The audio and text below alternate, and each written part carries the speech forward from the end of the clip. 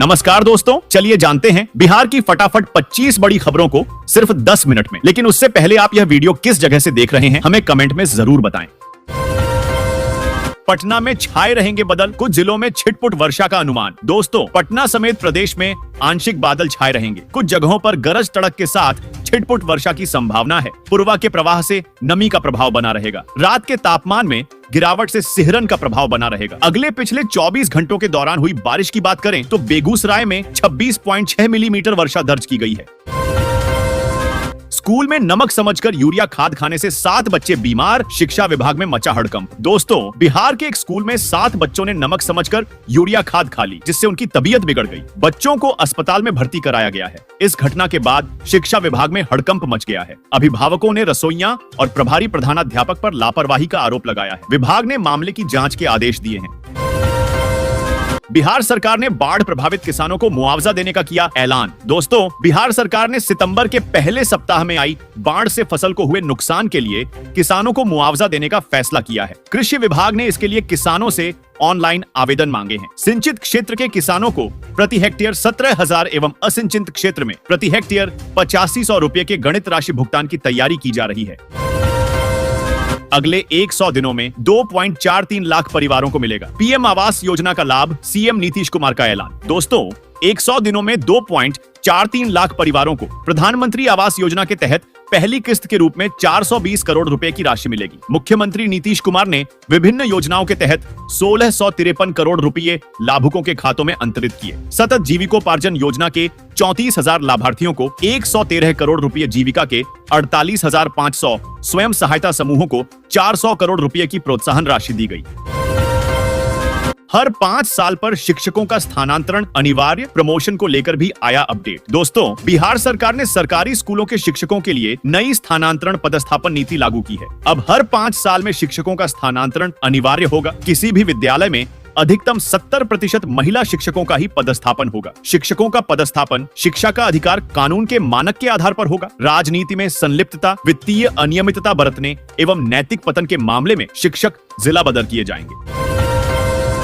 Ration card से cut सकता है 1.79 लाख लोगों का नाम। 31 दिसंबर तक निपटा ले ये जरूरी काम। दोस्तों, पूर्णिया जिले में 1.79 लाख से अधिक राशन कार्ड धारकों पर कार्ड से नाम कटने का खतरा मंडरा रहा है। आधार सीडिंग नहीं कराने वाले लाभार्थियों के नाम 31 दिसंबर तक कार्ड से हटा दिए जाएंगे। सभी जन वितरण प्रणाली विक्रेताओं को लाभुकों का आधार सीडिंग कराने का निर्देश दिया गया है। अभी तक 27,04,050 लाभुकों का आधार सीडिंग का काम पूरा हो चुका है। 15 अक्टूबर से शुरू होगी बालू खनन की प्रक्रिया। अवैध कारोबार के खिलाफ विभाग ने बनाया ऐसा मास्टर प्लान। दोस्तों, बिहार सरकार ने नदियों से होने वाले अवैध बालू खनन पर लगाम लगाने के लिए बड़ा अभियान शुरू किया है। रात के समय होने वाले अवैध खनन को रोकने के लिए जिला पुलिस और टास्क फोर्स की मदद से नदियों में गश्त बढ़ाई जाएगी। 15 अक्टूबर से नदियों से एक बार फिर बालू खनन की प्रक्रिया शुरू होगी। अवैध खनन की आशंका को देखते हुए गश्ती बढ़ाई जाएगी। गांव वालों ने बिजली विभाग से निकाला पुराना बदला, स्मार्ट मीटर लगाने आए कर्मचारियों का हुआ बुरा हाल। दोस्तों, सारण के मढ़ौरा प्रखंड के लालापुर गांव में स्मार्ट मीटर लगाने के विरोध में ग्रामीणों ने विरोध प्रदर्शन किया। ग्रामीणों ने बिजली कर्मचारियों को वापस लौटने पर मजबूर कर दिया। ग्रामीणों का कहना है कि स्मार्ट मीटर से उनके बिजली बिल बढ़ जाएंगे, इसलिए वे इसे बिल्कुल नहीं लगवाना चाहते हैं। ग्रामीणों ने कहा कि बिल भरने के लिए जमीन बेचनी पड़ेगी।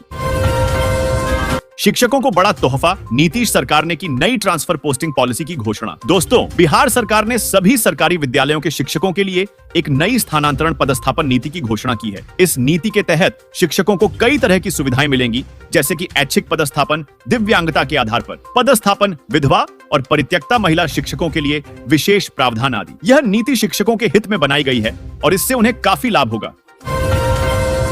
सरकारी कर्मचारियों पर पटना हाई कोर्ट का बड़ा फैसला, फीडर कैडर सहायकों के प्रमोशन पर लगाई रोक। दोस्तों, पटना हाई कोर्ट ने फीडर कैडर सहायकों की सेवा अवधि का आकलन करते हुए उन्हें सेक्शन ऑफिसर अवर सचिव एवं संयुक्त सचिव के पदों पर कोई भी तदर्थ पदोन्नति देने पर रोक लगा दी है। कोर्ट ने कहा कि रीट याचिका के निष्पादन तक फीडर कैडर के सहायकों को उक्त वर्णित पदों पर तदर्थ पदोन्नति नहीं दी जाएगी। अवैध बालू खनन पर लगाम कसने के लिए प्रशासन का नया एक्शन प्लान तैयार। दोस्तों, नदियों से होने वाले अवैध बालू खनन पर लगाम लगाने के लिए खान एवं भूतत्व विभाग ने बड़ा अभियान शुरू किया है। विभाग ने जिला पुलिस और जिलों में गठित टास्क फोर्स की मदद से रात में नदियों में गश्त बढ़ाने और सघन छापामारी की योजना बनाई है। मानसून की अवधि समाप्त होने के बाद 15 अक्टूबर से नदियों से वापस एक बार बालू खनन की प्रक्रिया प्रारंभ होगी। हो जाइए सावधान, बिजली बिल जमा करने के नाम पर हो रही ठगी। पटना में 6 लोगों के खाते से उड़ाए लाखों रुपए। दोस्तों, साइबर ठगों ने बिजली बिल और मोबाइल नंबर रजिस्ट्रेशन के बहाने 6 लोगों को फोन पर ठगी कर उनके खातों से 6.68 लाख रुपए निकाल लिए। ठगों ने पीड़ितों को ऐप डाउनलोड कराकर उनके खातों से पैसे निकाले। पुलिस ने मामला दर्ज कर जांच शुरू कर दी है। यदि आपको ऐसी ठगी से बचने के तरीकों के बारे में जानना है तो आप ऑनलाइन खोज कर सकते हैं। टीचरों के पास पहुंचा शिक्षा विभाग का नया ऑर्डर। प्रधानाध्यापकों को भी मिला नया टास्क। दोस्तों, सभी सरकारी शिक्षकों तक शिक्षा विभाग का नया ऑर्डर पहुंच गया है। बिहार के सरकारी प्रारंभिक विद्यालयों में कक्षावार वर्ग शिक्षक नामित किए जाएंगे और हर महीने मॉनिटर बदले जाएंगे। हर कक्षा के लिए एकेडमिक कैलेंडर होगा और रोजाना पढ़ाई होगी। शिक्षक बच्चों के अधिगम स्तर का रिकॉर्ड रखेंगे और अभिभावकों से संपर्क करेंगे। कमजोर बच्चों को उपचारात्मक शिक्षा दी जाएगी। बिहार में गाड़ियों की रफ्तार पर दिसंबर से लगेगा ब्रेक। स्पीड लिमिट क्रॉस करने पर होगी कार्रवाई। दोस्तों, बिहार के विभिन्न राष्ट्रीय राजमार्ग, राजकीय उच्च मार्ग समेत पथ निर्माण एवं नगर निकाय के अंतर्गत आने वाली सड़कों पर चल रही तेज रफ्तार की गाड़ियों पर दिसंबर से ब्रेक लग जाएगा। परिवहन विभाग ने अधिकतम गति तय करने के लिए जिस कमेटी का गठन किया है, उस कमेटी की रिपोर्ट अगले माह अंत तक आने की संभावना है। छपरा और सोनपुर वालों की बल्ले बल्ले मिलने वाली है 3 सुपरफास्ट एक्सप्रेस ट्रेनों की सौगात। दोस्तों, छपरा और सोनपुर वालों की बल्ले बल्ले हो गई है। छपरा और सोनपुर से दिल्ली के बीच 3 नई सुपरफास्ट ट्रेनें शुरू होने की उम्मीद है। ये ट्रेनें हैं Ambika Bhavani, superfast express Amrit Bharat express और अंत्योदय एक्सप्रेस हैं। सामाजिक कार्यकर्ता संदीप पांडे की मांग पर रेलवे ने संज्ञान लिया है और प्रस्ताव रेलवे बोर्ड को भेजा जाएगा। बिहार के 10,000 गांवों का नया खतियान तैयार। केवल इतने रैयतों ने ऑनलाइन भरा सर्वे फॉर्म। दोस्तों, बिहार में चल रहे जमीन सर्वे में अब तक करीब 38 लाख लोगों ने अपनी भूमि का ब्यौरा दिया है। वहीं करीब 10,000 गांवों का नया खतियान लिखा जा चुका है। बचे हुए करीब 25,000 गांवों का नया खतियान लिखने का काम जारी है। बाकी मौजों में भी शीघ्र ही शुरू कर दिया जाएगा। जमीन सर्वे में लगे अधिकारियों का दावा है कि तय समय के अंदर इसे पूरा कर लिया जाएगा।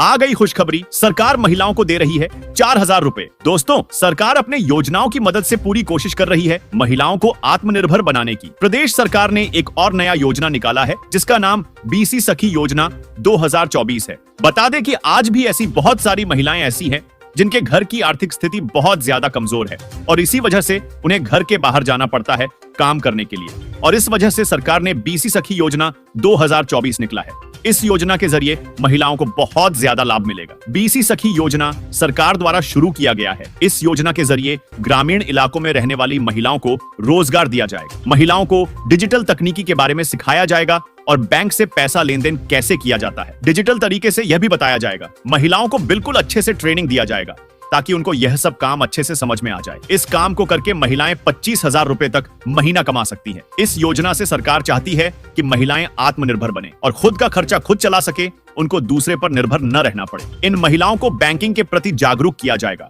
और अच्छे से ट्रेनिंग दी जाएगी। ट्रेनिंग के समय महिलाओं को 4,000 रुपए की सैलरी भी दी जाएगी और साथ में जब यह लोग बीसी तकनीकी से बैंकिंग लेन देन करेंगे उसी पर इन्हें कमीशन भी दिया जाएगा और हर महीने 25,000 रुपए तक की कमाई कर सकती है। सरकार द्वारा जब किसी योजना को निकाला जाता है तो उसमें पात्रता निर्धारित किया जाता है जिसे हम क्राइटेरिया बोलते हैं, जिनके बारे में जानना आप लोगों के लिए बहुत ज्यादा जरूरी है। चलिए जानते हैं इस योजना में कौन कौन से लोग आवेदन कर सकते हैं। इस योजना में जो महिला आवेदन कर रही है, इस योजना में उसके पास 10वीं की मार्कशीट होनी चाहिए पास। आवेदन करने वाली महिला का गणित बहुत ज्यादा बढ़िया होना चाहिए। लेन देन में किसी भी प्रकार का गड़बड़ नहीं होना चाहिए। जो महिला आवेदन कर रही है उसे स्मार्टफोन और लैपटॉप चलाना आता हो, क्योंकि यहाँ पर काम डिजिटल किया जाएगा। इस योजना में सिर्फ वही महिलाएं आवेदन कर सकती हैं जिसको बैंकिंग के बारे में थोड़ी बहुत जानकारी है और कामकाज को समझ सकती है। बाद में उन्हें ट्रेनिंग दिया जाएगा। अगर आप इस योजना में आवेदन करना चाहते हैं तो आपके पास Aadhaar card, PAN card, mobile number, bank passbook, आय प्रमाण पत्र,